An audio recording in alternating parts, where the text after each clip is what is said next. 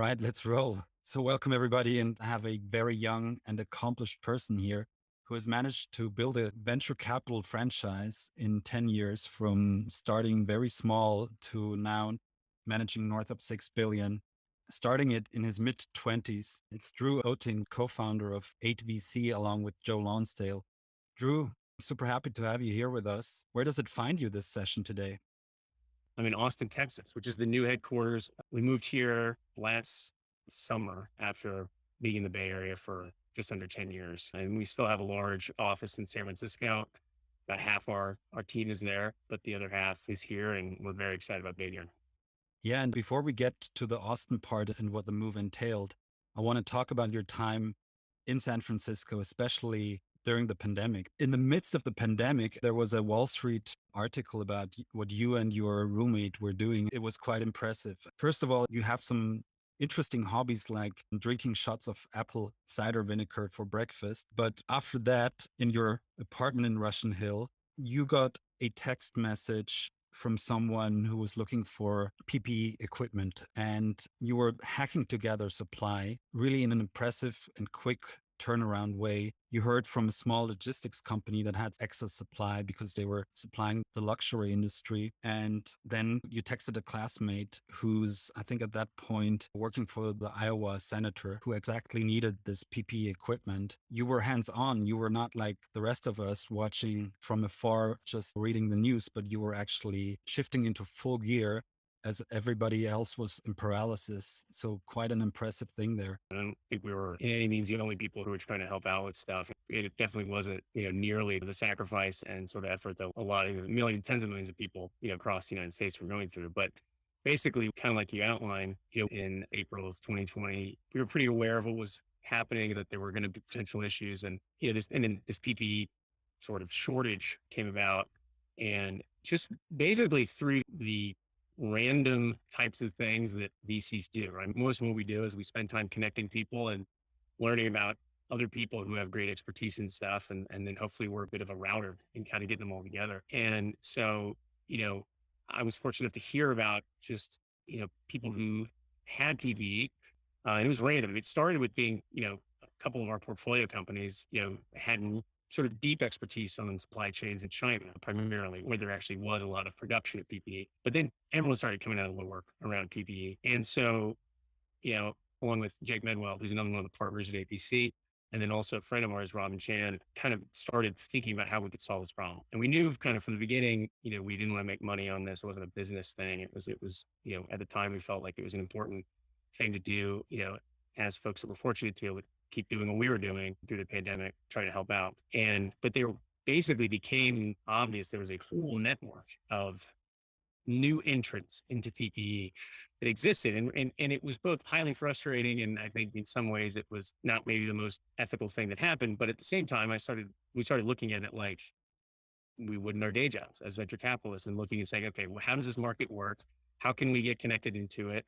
How can we start putting together the pieces so that we can actually get these small hospitals and states that didn't necessarily have massive stores of PPE, but also didn't have relationships. Basically, the pandemic took a procurement process, which normally had been a very slow paced process, one driven by hospitals. So I'm a procurement person in the local hospital. I'm going to call my rep at McKesson or Cardinal or Medline.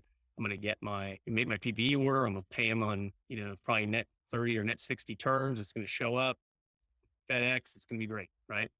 Pretty standard sleepy part of the overall hospital, right? It's not like as crazy as the ER or the other stuff, but all that changed overnight. And that person who's doing procurement is not necessarily, an expert on how to find local brokers and, you know, interface with, Mandarin speaking folks overseas, working weird hours and dealing with paying up front, taking risk. All those things are totally foreign. So what we try to do is we set up Operation Mass, basically step in there and help on the sourcing side, do as much as we could on trying to help vet whether the stuff was legitimate or not, but then also help them understand the new world they were living in, which was they needed to take risk. They needed to be able to wire someone money and realize that they might not get the product they wanted or it might be fake, but that was the only way they were going to get anything. There was no savior coming in the form of, one of the large PPE providers, at least over the short term. Then over time, what we realized was that there was a lot of hoarding happening. FEMA and the federal government started figuring out how to buy in bulk. They started putting people on the ground, and we started helping them, the U.S. government, from a federal perspective, start connecting with the networks that we had built through it. And then luckily, the problem had passed. It was a very interesting experience, and hopefully, we were able to do a little bit to alleviate some of the pressures on these mostly local hospitals and then state governments like Iowa, where I'm from originally, where they weren't getting the attention that maybe bigger states or bigger hospitals were. Love it. It's such a beautiful story. And I think in many ways it's emblematic of the mantra that you have at 8VC, which is if it's broken, fix it. This whole spirit of actually doing something, not just being capital allocators, passive capital allocators, but always getting your hands dirty, coding something, working on something. Obviously, with the firm having a very entrepreneurial DNA, with Joe being the founder of these breakout companies. But I think it really goes through the entire organization that you're a hands on, very young and dynamic team that also builds credibility with entrepreneurs by being hands on and actually doing stuff when they see there's opportunity. And in this case, having this sprint in the midst of the paralysis of the pandemic, it's really great story. This brings me to the next thing you did during the pandemic, which is investing in a company that seemed to be born out of the pandemic, which is a company called Resilience, where 8VC led the Series B, a pretty substantial Series B, which I think for other companies you would typically call it a Series F, but it goes along with the vision and mission of that company. If I understand it correctly, it wants to be the AWS for the pharmaceutical industry, basically a full stack pharmaceutical company from discovery to manufacturing. As the pandemic has exposed these gaps in the manufacturing and supply chain, you were leading this deal from the 8VC side. You were a founding board member. Maybe run us a little bit through what this Yeah. company is achieving and how it came about. Yeah. So just to clarify, we co-founded Resilience actually. So from kind of day zero, along with Bob Nelson at March. And obviously we're financial investors in that business as well. And so Resilience very much dovetails off of the experience we had with Operation Mass, in that the big realization we had around PPE was that the reason why the United States was so behind was primarily due to where the means of production were owned and where they were not owned like from a financial perspective, who is the equity, owned in terms of who actually physically controls them. And so one of the most impressive things the Chinese manufacturing industry was how quickly sort of non-healthcare manufacturers pivoted into being able to, in a very sophisticated way, manufacture PPE. One that I worked closely with is a company called BYD, which is one of the manufacturer electric trucks. And Warren Buffett owns 9 or 10% of it, and was a great business beforehand. But they actually were able to become one of, if not the world's largest mass manufacturers over a matter of months. And really, the big issue for them was getting regulatory approval in the United States, more so than actual manufacturing. So I started thinking about that. It's like, wow, it's amazing. This company was able to do that, and they had all these companies were able to kind of take their manufacturing prowess, and that there was a generalization there that they were able to apply. And obviously, we didn't have that in the United States. And started thinking about, okay, beyond PPE, because the PPE problem was actually solved quite quickly. And a lot of it was due to just unprecedented demand. And to be honest with you, a lot of hoarding by both governments and hospitals versus there actual being, a critical shortage for as long as there was. There was a shortage for a while, but a lot of it had to do with hoarding. Started thinking, where is there actually more structural problems within or vulnerabilities for us as the United States, but also just where is there maybe a lot of concentration in one area. And we were thinking also about what was next with the pandemic. And it was obviously vaccines, that the biomanufacturing infrastructure in the United States had really not been invested in or focused on in decades. So the vast majority of innovation in biotechnology happens, in the United States, the UK, Canada, and then now increasingly in China. But it's fairly concentrated. Yet the manufacturing actually occurs in different places. And at APC, a huge part of what we do is investing in what we call bio IT. But really, that's the intersection of computational science and biology. So things like cell therapy, gene therapy, and then the infrastructure around those to manufacture them. And so it's something we think a lot about. And a lot of our companies face a lot of problems as they think about planning their manufacturing, because these next generation medicines, mRNA is now the example everyone knows about, which no one knew about in 2019. But cell and gene therapies have been, I think something that people have been appreciating and have potential to have huge impact, right? This is the ability to actually make changes to our genetics in order to fix diseases, or with the case of cell therapies, make special engineered cells that can do things in the body and have magnitude sort of more efficacy and safety than using chemicals or biologics. But the manufacturing infrastructure for these drugs is, first off, it's very nascent. It's hasn't really been developed. It's right now still very much one-off processes. There's been very little standardization or organization. But secondly, it's already being sort of moved overseas, or at least it had been up until last year. And we felt that that wasn't good for society. It wasn't good for our companies, and it wasn't good really for competitiveness in the world for the United States. And so we started resilience kind of under this sort of two-pronged thesis. One, that there would be massive demand for manufacturing capacity for these next generation therapeutics or advanced biologics, as we call them, in the United States. And secondly, that investing in R&D and taking real scientific and engineering risks in that company in order to change the manufacturing paradigms and processes within each one of those therapeutic areas would ultimately yield the ability to capture a platform, similar to the way AWS has done with compute, similar to the way that Taiwan Semiconductor has done with semiconductors, and that you could build this abstraction layer on top of the manufacturing portion of these next generation therapies. To be clear, we are not a therapeutics company in that we don't go and try to develop our own hypotheses, validate our own pathways, do our own research, and then make the drug. We're not that would be competitive with our customers.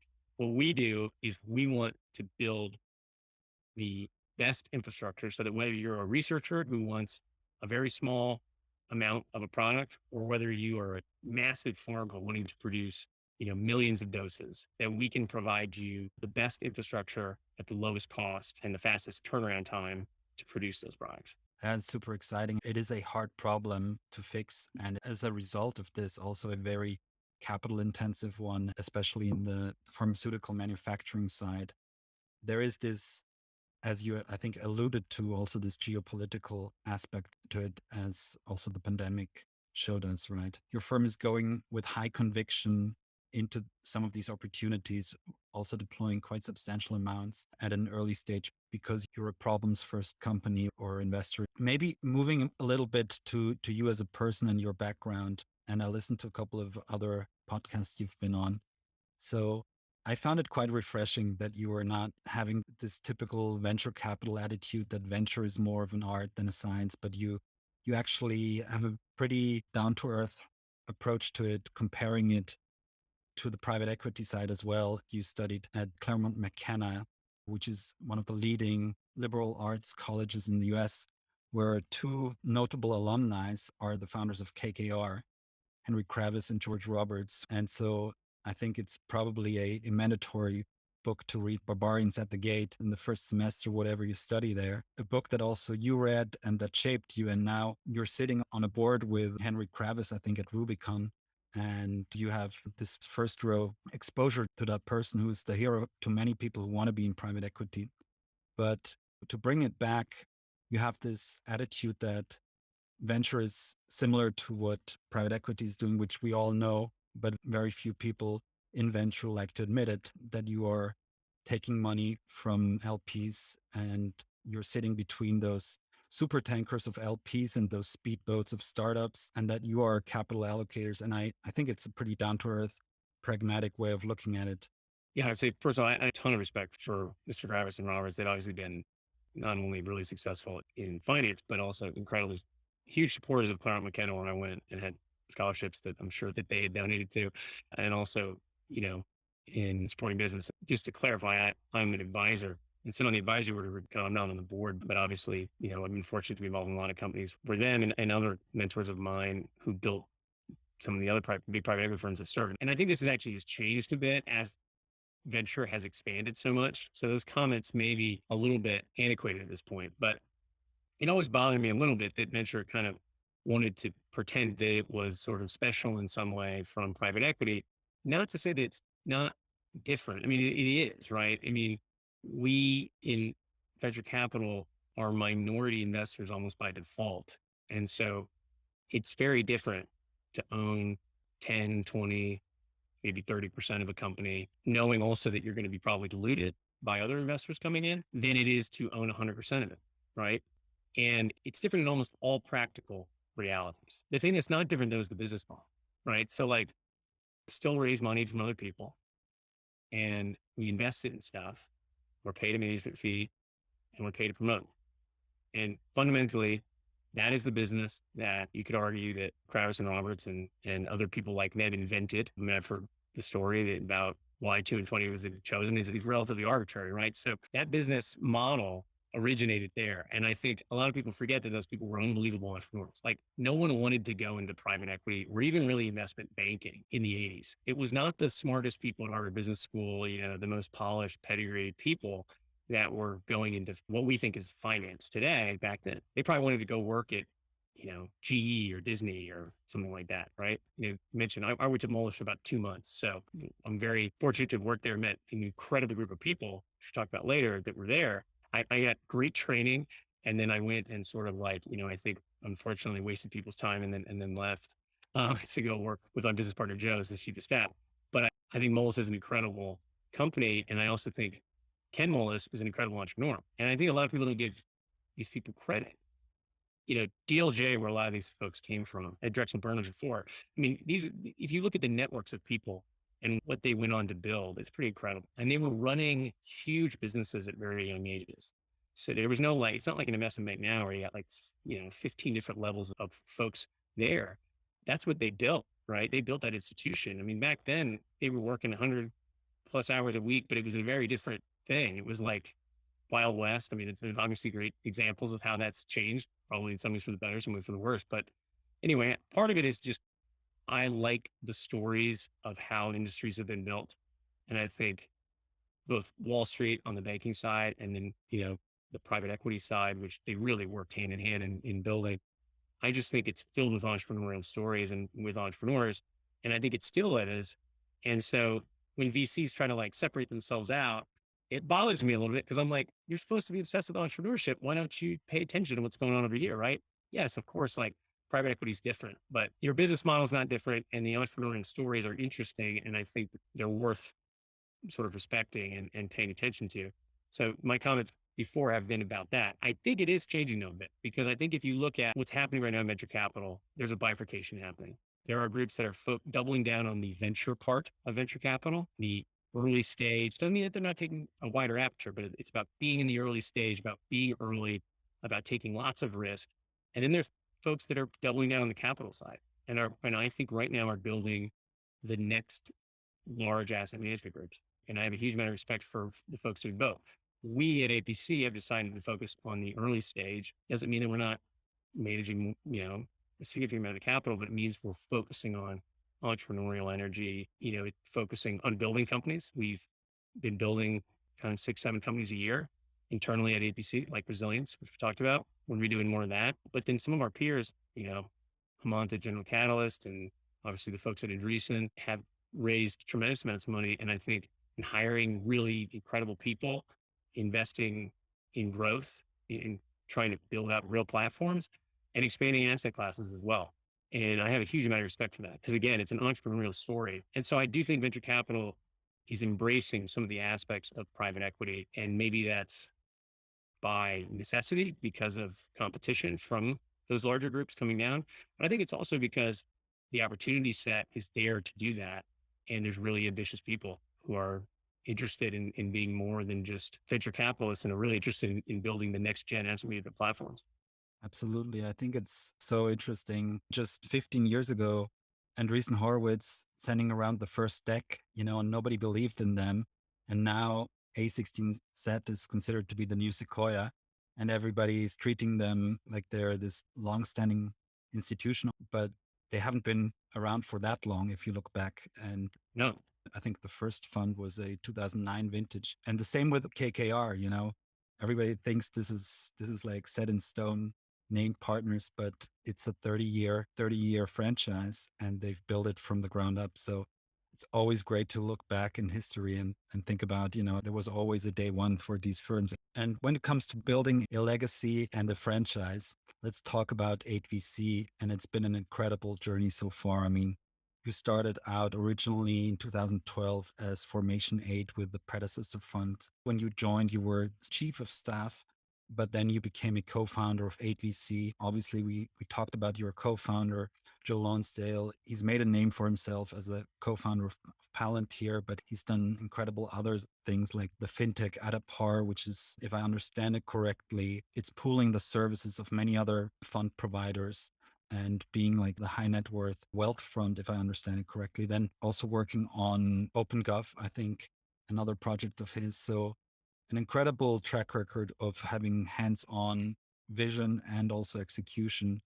And obviously, if you have someone like this as a co-founder, it inspires you. Give us some background on how you two came together and how this all became Yeah. a reality in the first place. Yeah, I've been fortunate to work with Joe basically my entire career, other than a few months at Moelis. So basically, I joined as his chief of staff when he was still the CEO of Addepar. And so Addepar it's basically a SaaS company focused on the wealth management industry. And so unlike a lot of Silicon Valley that was focused on tools for individual wealth management, the wealth funds of the world, this was focused on managing the vast majority of assets, which are still managed by family offices, independent RIAs, and now Addepar are with large banks and their private wealth groups. And so I think that Addepar is a very interesting company to come after Palantir, where Joe was a co-founder and built that up for a number of years before leaving to start Addepar.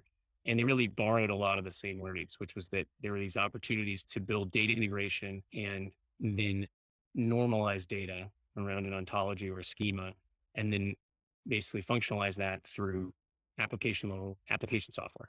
And that you could purpose build that for an industry. And if you did that, then you'd be positioned as a potential platform. And so the insight that I think Joe had, and that a few other folks had, that kind of came out of that PayPal world, was that there was going to be massive change that happened inside of large enterprises because of software, data science, et cetera. But that you wouldn't see just through pure SaaS, you wouldn't see the magnitude, $100 billion plus magnitude outcomes like a Facebook or whatever until you had platforms. And so this movement from thinking about software as like a tool that you buy and it does this thing and that's a good business, but really the only way you could massively expand that is if you, bought tons of tools and you became like an SAP or an Oracle or something. Instead saying, well, if you had these tools in the cloud and if you owned like the workflow and you thought more about it as owning this user, right? Owning their entire workflow through the day. Same way you want to own them on Facebook, in their personal lives, you want to own their workflow, that you would have the potential to build a Facebook-esque or, Amazon, Google-esque platform within the enterprise. And so that was the real idea of the Addepar. And the platform aspect is actually really cool because it's just starting to now like come online. So it maybe takes a little bit longer than you think. You got to build the pipes, and the pipes mean you got to sell a lot of software, but it's really cool because Addepar has like trillions of dollars of assets that are on the platform. Doesn't mean that we're the wealth manager for them, right? We're empowering their wealth manager to, but we own all the reporting and integrations and all that kind of stuff. And then what's really cool is now they're actually offering products and services through that onto that asset base. So now you could imagine that someone might come up with a really good, accounting or billing module or tax module for independent RAs that just layers on, right? Or someone might come up with a really good sort of tech enabled tax deferral strategy. And instead of having to pick up the phone and call up that person's RAA and try to pitch them on it, you could just deploy it. And so me as the RAA, I can get right there and I can actually layer it on them, virtually onto my client's portfolio and see, does that make sense for me or no? Right. The power of owning that workflow and then owning the data model is that you can do those types of things and massively reduce friction. And so the marketplace and Addepar is just starting to roll out. I don't know if you know, co-founder of The Hustle or even solo founder, and he just sold it to HubSpot for, I think, 30, 50 million.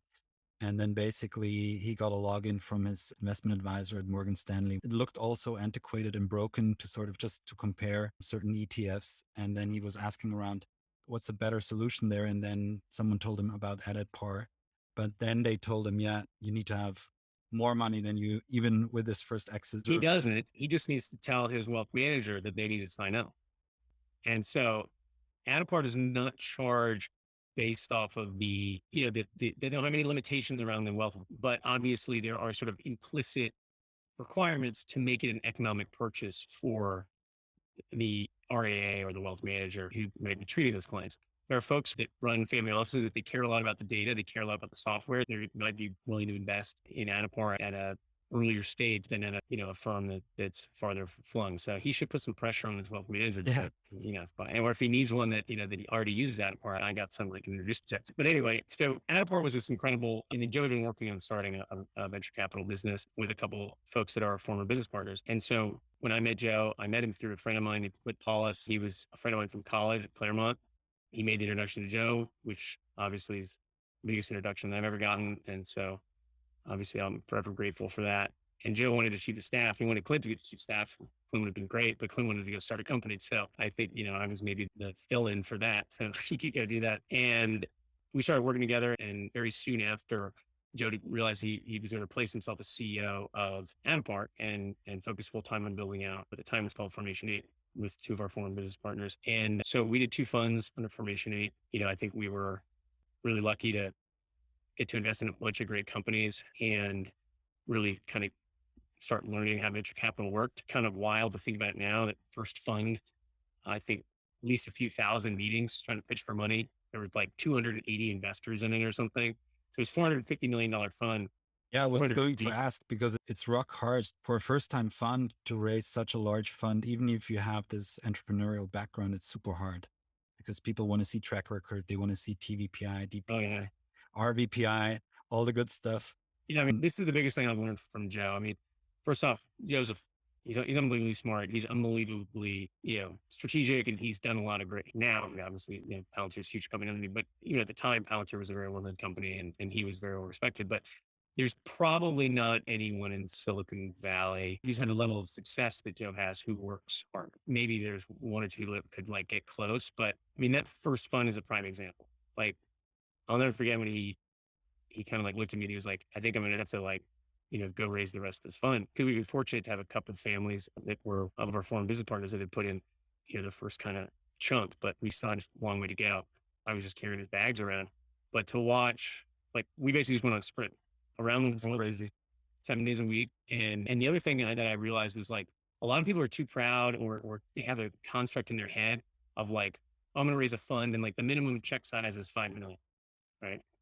Thing I learned from Joe was like, you're an entrepreneur, you got to get to the number. If you set a high bar for the number, we raised 448 million. Like, I mean, you're just not going to get there if you have a $5 million minimum. And at least in a way you can control, but you can control raising a fund if you have enough, you know, to stand on, enough energy of going and convincing a bunch of people to put in, 500K here or $1 million here or whatever.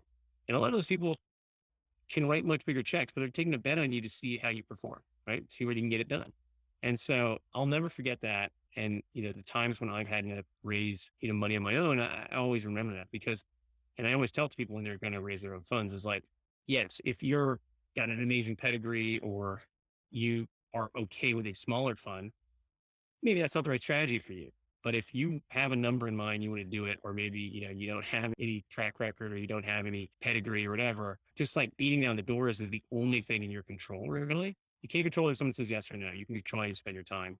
So the two biggest things become, are you going to put in the reps? And then are you going to be honest with yourself about who actually will say yes to you, right? Like if you just keep trying to go meet with MIT, like, maybe a waste of your time as opposed to going to meet with some folks who maybe don't have exposure to venture and are willing to take a bet on you. So that was the biggest learning experience I had was kind of, being a fly in the wall for that first fundraise because it was, it was a real example that everything you think, oh, this person must just be the smartest, or this person must just like always make the right decisions, or this person must have some secret playbook that Peter Thiel gave that to them, or whatever, right? there's a lot of stuff that's like sort of true in that, like we could get into, but the reality is just like the thing I'm most struck by is like most people, and I would be honest, like my natural proclivity, like most people don't naturally, no one naturally works as hard at the level of success that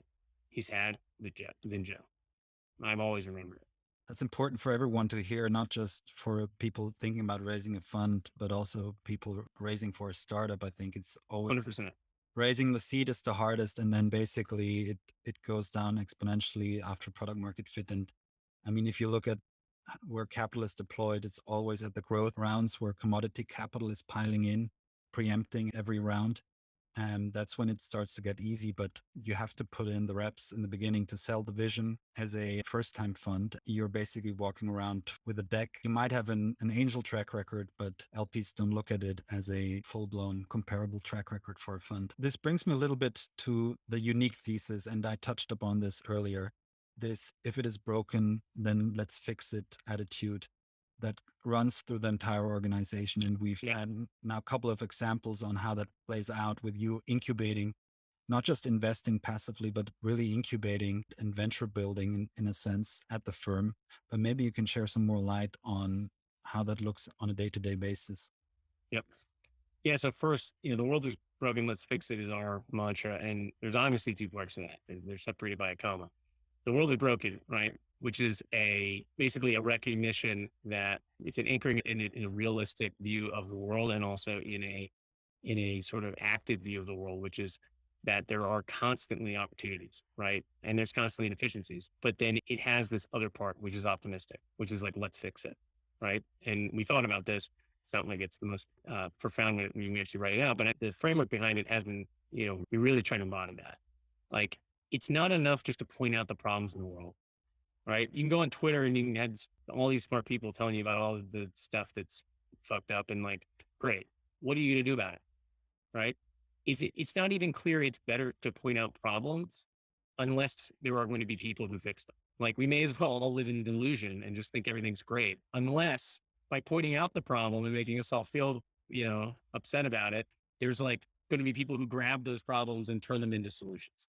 And so it's an unbelievably important part of ABC because we like this realistic optimism, or this optimistic view of reality is like it's fundamental to being a venture capital investor. It's fundamental to being an entrepreneur and building companies, but it's fundamental to like being a, par- a participant in society.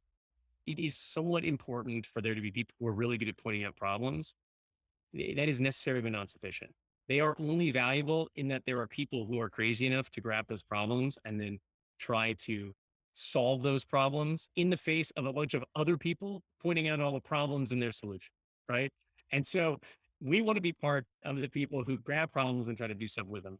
And so that's why it's our mantra. And a big part of that is that, and this is not just, to fit with the mantra, but it's also because it's where we think we have core, basically comparative advantage, right? Or what in the Coke industry's sort of management framework they would call capabilities. And it's a really great way. If people haven't read that, I would recommend it. I think that Charles Koch and the Coke industries in general are, well, one is they're totally misunderstood in this sort of common, in common culture. But more importantly, you need to put the politics aside. They have very strong and great and applicable principles for organizational management and development. And one of these is understanding what your capabilities are. And the capabilities are basically comparative advantages, things that you do in the marketplace better than everyone else. Hopefully you do them great, but it's that you have a comparative advantage, right? So most of venture capital, we don't have a comparative advantage, right? We might have pairwise comparative advantages, or we might have, you know, it might possibly be comparative advantages, but it's not clear that they're durable and that they exist beyond maybe one person or another, right? They're not necessarily firm wide. And that's okay. Most businesses don't have any comparative advantages, so it's okay. But we believe we have a very strong capability within building. This is something it wasn't like obvious like when we started. What we noticed was we were organically attracting incredibly talented people who wanted to be a part of what we were doing. They were interested in the investing side, but they didn't want to be like professional investors forever. They wanted to start companies, but they wanted to learn about companies and potential opportunities and how to build companies from Joe and increasingly from the entire firm. And so in 2018, when we had sort of fully figured out the transition from formation to APC and kind of hired, up the team where we wanted it, we formalized what we call the build program. And it was a formalization of activity that had been happening since the very beginning, and the goal was to return each of our investing funds through companies that we originated like ourselves. And you could call it incubated, you call it co-found, you call it build, originate, whatever. I haven't found a term I really like all that much. But the idea is these companies would not exist if we weren't there. So it's not like we're trying to go and like, oh, hey, we're co-founders in this deal. It's like already going to happen. It's like companies like Resilience, where we're talking with Bob Nelson and he's bringing in all these people and we're trying to bring in people. We're talking about this problem in the world and it's starting, at the highest level of, basically a lack of resiliency in mission critical supply chains. And we're narrowing that down to the abstraction layer on top of all advanced biologic manufacturing and then going and recruiting the team against it. And so it really, we truly are co-founders in these businesses. And then it also, there's this other great factor, which is that as a fund, we can deploy capital against those ideas in a way that maybe would be just hard to do, without it, right? It's a great like organizing function. So if you want to go, do something that requires a lot of money, when you can deploy a bunch of money and maybe partner with another great group that brings another aspect and they put in money and then you can partner, you can do something that, might just not happen organically. And so it's a huge focus for APC. It's a place that we've invested in very heavily. We've over 50 people at APC, and many of them are folks that, you wouldn't necessarily have in a normal venture fund, at least an early stage one, unless you were kind of doing what we do, engineering, design, operations, product management. And then we always have at least a few, if not more, you call them EIRs or venture partners or whatever, builders in residence, but they're basically people who are looking to start businesses and maybe they have some idea of where they want to start, or maybe they have, they're coming in as a great engineer, a great product person with a totally open slate. And we're running them through all the playbooks that we built on the investing side, but also on the company building side to find something that works. And I think the last thing about it is, unlike a lot of, we still have the investing business, right? And that has two really incredible things besides just the fact that we have a lot of knowledge in these areas. It imposes opportunity cost. So if all you do is build companies, sometimes you can kind of lose sight of like, is this a big enough idea? Right. Or like, is this like actually the best use of, my time or this entrepreneur's time or whatever, or is there something bigger, right? You can only lose touch of it because you just so in like the making, the creating, it's cool, you're hacking around and stuff. And a bunch of great stuff comes that way. But as a business, we have this opportunity cost, which is that we can go just deploy our dollars and time into existing companies that are already working, right? So the bar is high for these projects. And the second thing is we are greedy. I mean, we're not greedy, but we're not greedy. So like when we comes to co-founding these businesses and setting them up, like we don't take too much because the reality is we want the best people to come do these with us. And here's the reality. Like if you take too much, you're not going to get the best talent and or they're going to renegotiate you later. And so some models in kind of the pure incubation or whatever world, I think underweight talent and they basically are overly greedy because not bad to get paid what you deserve, but it's sort of overly greedy as it relates to equity. And I think what you've seen is that, it just tends to either down the line, it gets renegotiated, which we see all the time as investors because we're sometimes doing it. So we're like, listen, let's not set ourselves up to then later have to, redo this. Or you just end up not getting quite the same level of talent and or there's talent churn. So we think there's very synergistic businesses, even just structurally as it relates to the mechanics of building companies. And so far, the bar has been that we will return or at least have a shot at returning each of our funds through companies that we co-found. And obviously every fund becomes it's a new challenge on that. But so far it seems like we'll be pretty close to meeting that bar. And it also meant that, our investors, our limited partners get exposure to companies that, we have full deal control because Exactly. Yeah. they're not You big. know what I was going to say? I mean, back in the days, successful entrepreneurs would have these venture studios, they were called at the time, smaller versions of what you're doing with the build Yep. program. I think even Yelp came with Jeremy Stoppelman came out of such a venture studio. But you're taking this to the next level and having adjacent to that also the main fund that's doing outside investments, minority investments in companies where you're obviously competing with other firms. But I think it is very compelling both for LPs to get this exposure as well as for you to always be operational at the same time. Maybe talking a little bit about you as a venture investor, there's this public back channel side. I liked reading this review of you. It gave you 10 out of 10. So it must be an entrepreneur who loves you or either one who loves you, Let one me just who write wants that to off. suck up to you. You wrote it yourself. I don't know. But it reads like this. Drew is really top notch, incredible pattern recognition, having high conviction around deploying capital. Something that I noted as well when I looked at your portfolio. It's a rather concentrated but high conviction portfolio. And then post transaction, you were a fantastic partner, always available, super strategic, and very founder friendly. I mean, founder friendly is such an overused term these days, but I think you can make a credible case for being founder friendly as you run this build program. You are really in the trenches with the entrepreneurs. Maybe from your side, if someone would describe you in 50 years time, writing a biography like for Henry Kravis, what kind of investor do you want to be remembered as? To answer that, I'm going to have to bifurcate it because I do think there's the one thing that's interesting about venture capital, especially at the early stage. And this is why I do think people call it more like an art or whatever. There's something there. It's in the spirit of it. And it is that what makes you a very good venture capital investor to a founder, to an entrepreneur, or to an executive, doesn't need to be the founder, but to the person who's running a startup, is not necessarily the same things that make you good as an investor. It happens to be that they're highly correlated, which is good. And they're mostly highly correlated because in venture capital, there's really a value chain. It's like see good deals, pick good deals, win good deals. And then there's this fourth bucket, which is like, help good deals become better deals.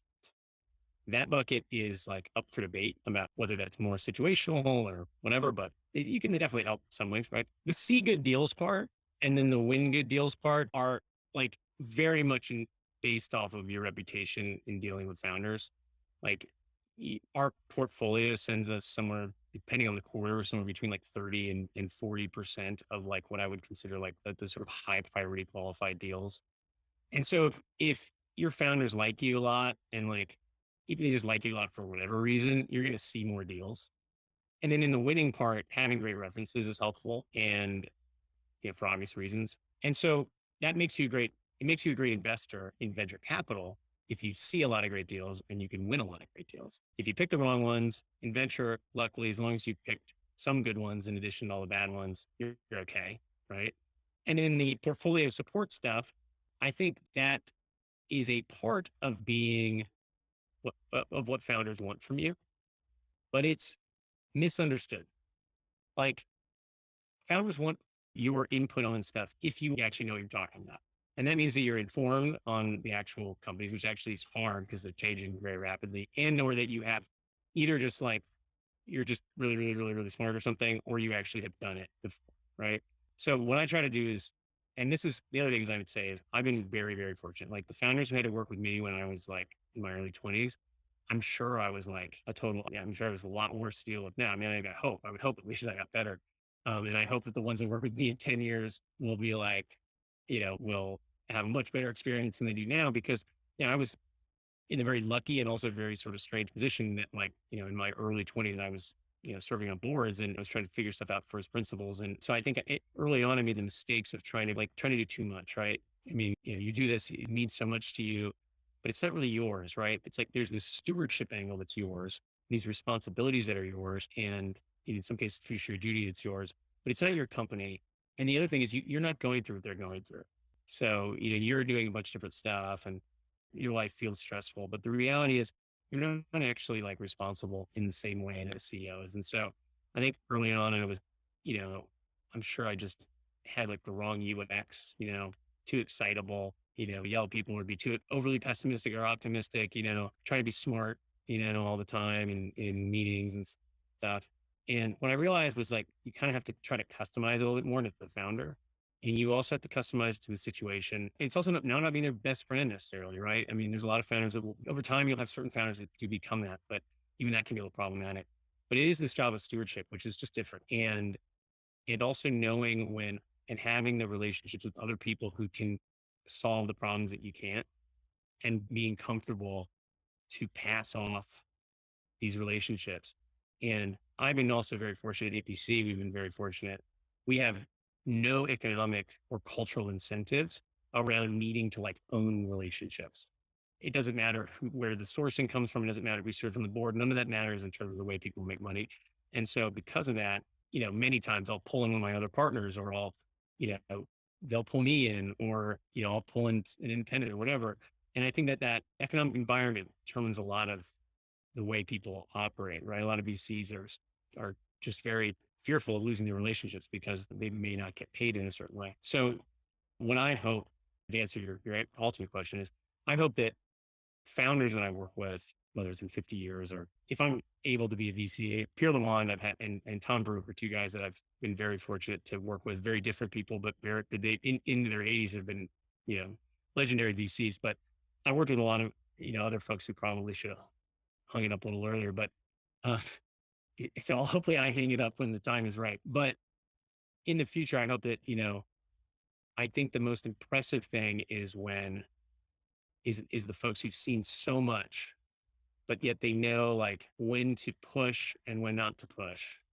And they're really good at understanding the place a founder is and providing them the right level of support at the right time, and fit this role, which is like part friend, part coach, part, you know, mentor, part service provider, right? And it's this holistic view. And it's very hard to describe until you see it, but it's someone who's so fully in command and present with a founder. And that's what I think I always wish I could be more present in the moment with founders on their businesses, because, I think I'm pretty good at like rapid firing off a bunch of intros and trying to know for them and help them with fundraising and stuff. But sometimes you're just like, really what this person needs is they just need you to like be present.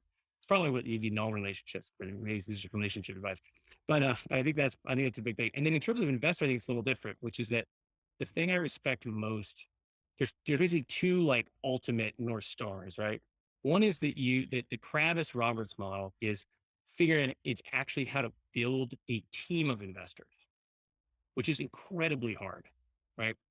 Like they have hundreds of people, most of whom are very highly paid, highly educated, super alpha, ambitious people, not necessarily agreeable, right? And they've built an organization which can capture all that, when of course they could go do their own firm, right? But for these people, somehow they figured out this archetype, they can do it. And I'm so impressed by that. And so that's like the idea of being this investor who translates their investing principles into the world as an organization, right? KKR, Blackstone, Tiger, I would say, is that as well. I have a ton of respect for Scott Schleifer. I mean, he's basically just playing like a different game than everyone else. And like the way that he doesn't just sort of manifest that through like massive headcount, but manifests it through strategy and then through the use of third parties, right? And I have tons of respect for that.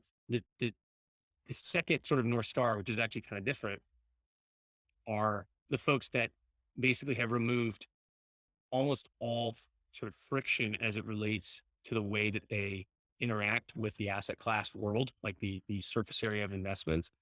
And they have, because they've removed friction, in many cases, they manage all the money themselves or with a very small team. They're able to like have the purview of like a macro investor, and but while still having domain knowledge across tons of different things. And, I think Stan Druckenmiller is an example of that. He's obviously, it's not like he's managing just himself, but it was a relatively small amount of people. He's, been one of the best performing investors ever, and has huge amounts of knowledge on both macro, but also individual names like a Facebook or something, or Microsoft. Warren Buffett, I've never met, but I assume it has kind of a similar purview. And then there's people like Charlie Songhurst that maybe a lot of people don't really necessarily know, but he's arguably one of the most successful investors across both angel investing, venture investing, crypto, but public market assets as well. It's just him and him talking to people. And I just have so much respect for these people who've been able to abstract themselves out of like, if you want to be a deal maker, right? KKR, Blackstone, it's like you could build this machine and build like the best deal makers of all time and still do great, right? But you're scaling the trade, which is so hard to do, right? In an environment like private investing. And then the other thing I massively respect are these folks who figured out how to sort of pull themselves out of being deal makers, almost like philosophers, right? I mean, Teal is a bit like that too, where they're able to see the world at a vantage point that other people aren't seeing it and place investments. And so, I hope that I think the first order is I hope that I'm able to choose one, not get stuck in the middle trying to be both, because that doesn't work. And then secondly, obviously, get as far along towards those North Stars as possible. A very considerate answer that I didn't expect. It gave me the full arc from public market investing, indexing in venture with Scotch Lifer to building a huge LBO franchise. I personally was very fortunate to meet Howard Marks very early on in his days with Oaktree. He's another candidate of that Yes. non-consensus being right concept that he had early in the days when he did start off with the distressed investing side, like not being a herd thinker. But Drew, as we're running against the clock, I wanted to touch on Austin and the Silicon Hills where you moved to. Yeah. What's going on in Austin? If I read the press announcement, it seems like you've got more going on there than just, moving the headquarter there, because I think Joe has plans of building like a little alternate reality with flying drones, robots, tunnels, autonomous vehicles, like buying a lot of land and basically using it as a breeding and testing ground for an alternative society. So what's going on there in Austin and Silicon Hills? Yes. In 2019, we made a decision that we were going to be opening an office sort of off the coast.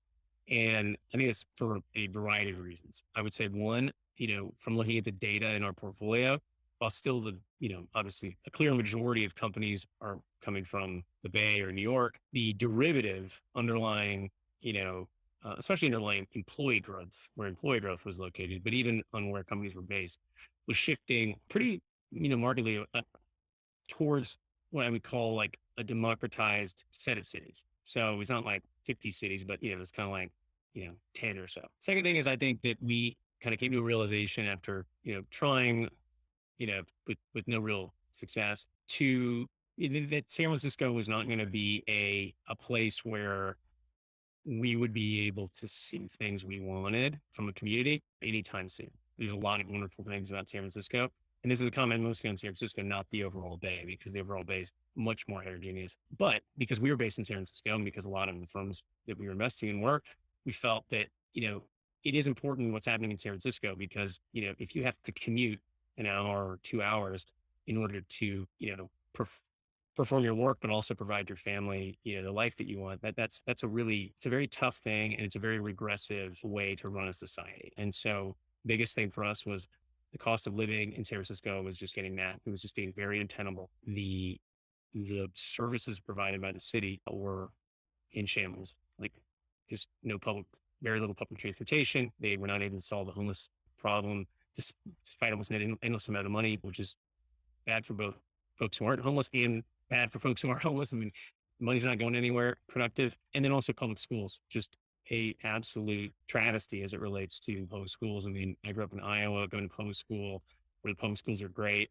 And, the statistics basically, show that teachers in San Francisco are making, only a marginal amount more than teachers in a place like where I grew up in Iowa. It doesn't make any sense at all. Cost of living is like 8 times higher in San Francisco.